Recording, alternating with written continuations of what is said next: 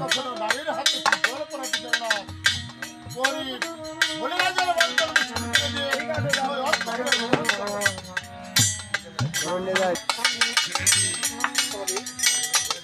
আমি আমার একে মাত্র কন্যা আমার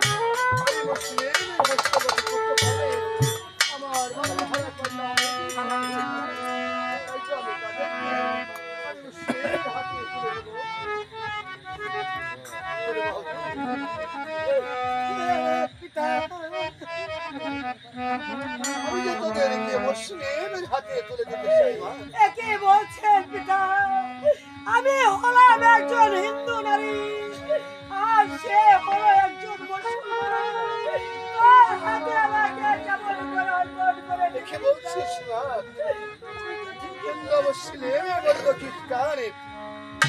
কোন জাতির বিচার হবে না ভাই, সকলেই আমরা একই মায়ের সন্তান। তাই তো বলছি না তুই আমার কথায় যাবি, তুই আমারই কথা মত করিস নি মা। তোর মা যখন তোকে রেখে